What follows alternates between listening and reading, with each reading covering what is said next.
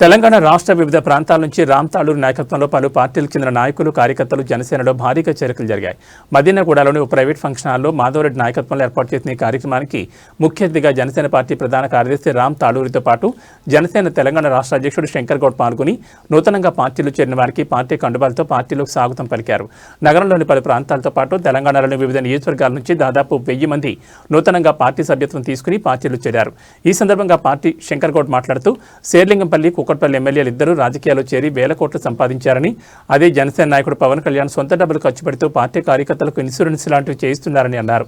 రామ్ తాళూరి మాట్లాడుతూ తెలంగాణలో మొట్టమొదటిసారిగా శేర్లింగంపల్లి నియోజకవర్గంలోని జనసేన జెండా ఎగురుతుందని, మెంబర్ టు లీడర్ అనే కార్యక్రమం ద్వారా జనసేన పార్టీలో రాబోయే 10 సంవత్సరాల్లో దేశానికి కావాల్సిన నాయకులను ఎందవడమే లక్ష్యంగా పార్టీ పనిచేస్తుందని పేర్కొన్నారు.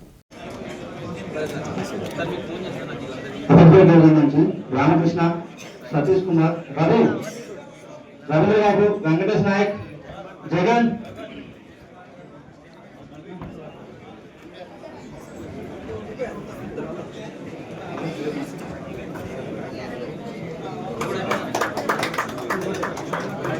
కర్ణాకర్ గారు,